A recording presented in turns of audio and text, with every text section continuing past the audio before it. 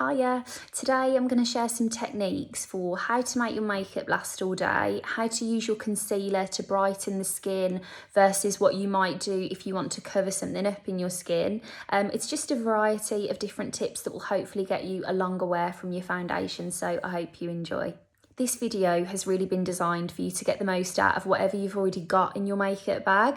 But if you did want to see what I've used, everything is listed in the description. So if you click to make the video full screen, the title will come up along the top, click the arrow next to it and a full list of products will drop down. This morning I put my SPF on, so my skin is already prepped, and the first thing I'm going to go in with is Charlotte Tilbury's Light Wonder Foundation. I got this recently for my kit and I'm going to use my hands to apply this today. Now, depending on what your technique is, you do what works for you. A majority of the time I would tend to use a brush, but I think it really depends on the product. And this particular foundation, I find, sits really well when you just work it in with your hands. Now, Light Wonder Foundation is a really lovely, lightweight foundation. It's very luminous. However, it doesn't quite give me a completely full level of coverage over areas of redness. And I think a majority of people that I speak to, whatever foundation they use, they want a little bit more coverage just in certain areas. So I'm going to show you some tips on how to use your concealer in conjunction with whichever foundation you've chosen to use. Because say, for example, with my skin, I don't want a full coverage everywhere. So I love the thought of this being nice and fresh and luminous in areas of my skin that don't need too much help, and then just tailoring a little bit more coverage in those areas that do need a bit more help, so that you get this overall finish of kind of freshness everywhere and then just more cover in these particular areas. Under normal circumstances, I would take that over the eyelids as well, but because I'm going to show you some concealers, I'll save the concealer for the eye area. Now, one thing I would say, really have a look at the best way to use your particular complexion product.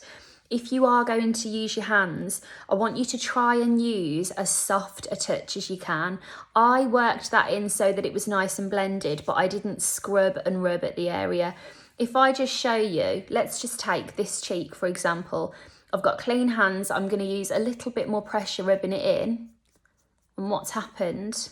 The redness is showing through because I've used so much pressure that it's taken it off. Whereas if I just take a tiny bit of this back on my hand and instead I'm going to pat this in rather than rub it, a few little gentle taps. And as I say, this isn't a full coverage foundation, so I might want to use some concealer over the top. But look at the difference. So have a little think about, maybe you've got something in the cupboard that you thought, oh, it's not quite working well for me. Try the tactic and see if that makes a difference. Okay, the other day, Shimmer Shine On, I'm sorry I don't know your name, but that's your username. You'd said to me, how do you choose between using a concealer that's lighter than your complexion or using a concealer that's a perfect match? And what I would say to you is think about the main purpose that you're using your concealer for. If you want something to conceal a blemish, or say, for example, I might put a tiny bit more over this redness to cover it, that's something that you want in your exact skin colour. Because ultimately, if you want to, detract attention from something, you're just going to neutralise the whole thing and pretend it's not there. If, however, you want to use your concealer to brighten an area, maybe you're going to use it to highlight the cheekbones, maybe you want to brighten tired eyes, that might be a nice way to drop down a shade and have that luminosity brighten everything up. However, I'm going to start putting some concealer on as I speak, actually. Let me grab a nice brush. If you use something brighter on an area that you're trying to detract from, you're just going to draw more attention to it. So if you're buying one concealer and you want to know whether to get an exact shade match or a shade lower, for your first one, I'd go for that exact shade match. Now, I'm going to use, this is the Bye Bye Under Eye Concealer from IT Cosmetics. This particular concealer is so pigmented, that much concealer is going to be more than enough for anything I want to do with this redness. And again, that's another thing I would say with a majority of concealers. If you warm it up like this on the back of your hand before you actually use it, you might find that it melts down, it's that bit easier to work with, and that you don't need to use as much product to get a great result, in which case, first of all, you're not going to be running to the shops because your product has run out, and second of all, you're not going to have anything on your face that looks or feels heavy. Now, I am taking a really small brush here, as you can see. This is a little Real Techniques brush from a million years ago. The name was actually rubbed off it. If you see here, I am using a really, really soft touch. I'm not taking product everywhere, but I've just added a bit more coverage to that foundation. And now when you look at my skin, I might just put a tiny bit in a couple of other areas. I know I tend to get red here. I'm going to put some there too. You have this illusion of the freshness of that foundation that barely looks like any coverage, but you've hidden that extra coverage where you need it. I'm going to do the same thing on the other side. And on me in particular, it can be the nose area that's particularly red and kind of the skin surrounding the nose. And this really gentle touch of extra coverage really makes the whole difference, not only to cover the redness, but just to make your makeup look and feel a bit more polished as well.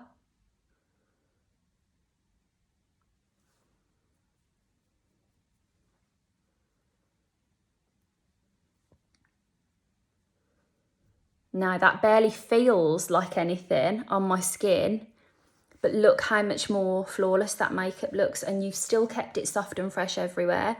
I'm going to just, another thing I would say to you is, if you know, let's say if you keep an eye on your makeup all this week and by 3 o'clock every day, it's completely come off your chin.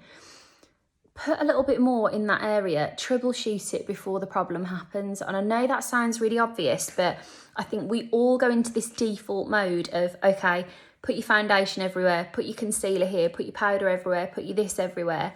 If your skin reacts differently in different places, work to that. I know I have to put more product on my cheeks because they're more red than anything else, and it never lasts as well on the cheeks than everywhere else. Right, just for argument's sake, I just used the shade medium in that concealer, which is the best match for my complexion. I'm now going to jump down to the shade light and just show you on my eyelids how this can be used to give more of a bright finish.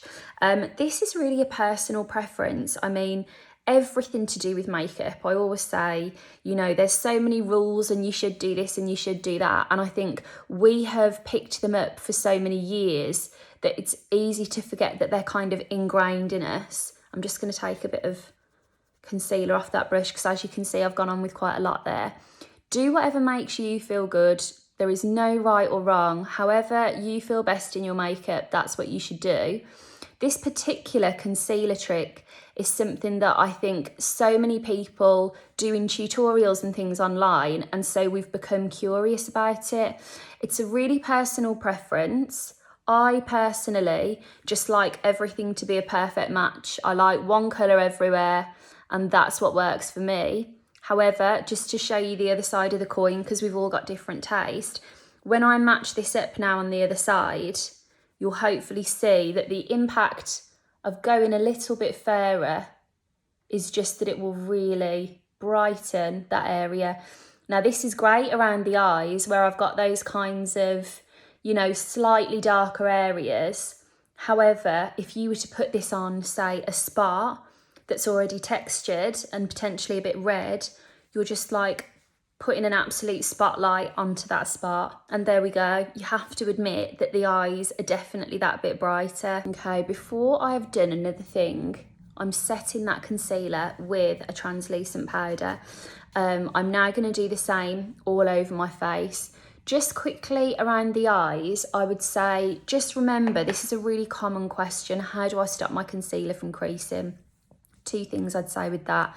First of all, the sooner you can set it with a powder, the sooner you've locked it into the place where you've put it.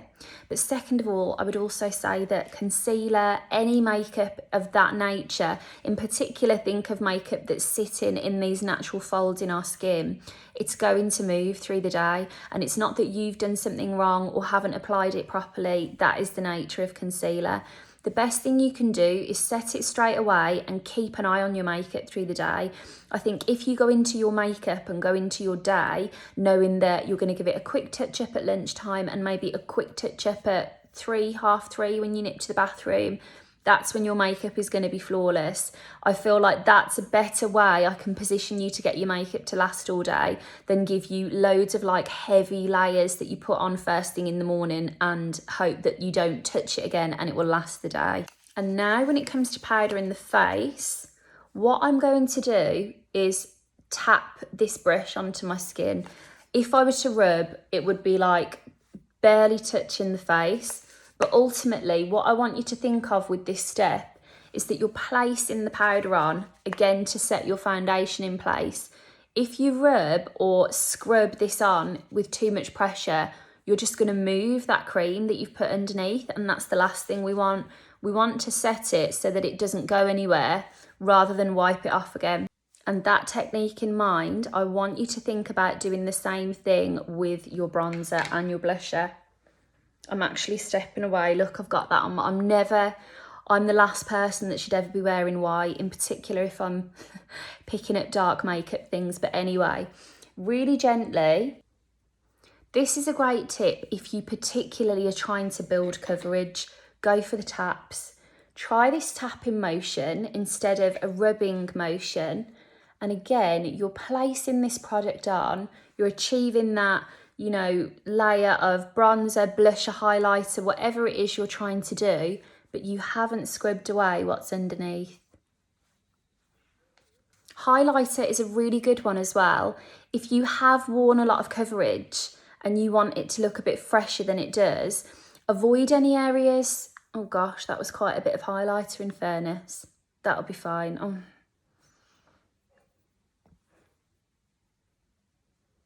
Let me just... Let's just soften that out a bit. I don't know what I've done there. Use this in any areas where there isn't a lot of texture, because again, it will highlight any texture. But a tiny touch of highlighter just over this coverage will put a bit of glow back into the skin, give an illusion that you haven't got anywhere near as much coverage on, when in actual fact, you've completely covered that redness. Thank you for watching. I really hope that was helpful. And if there's anything in particular you want to see a video on, please feel free to let me know. But thanks for watching, and I'll talk to you soon.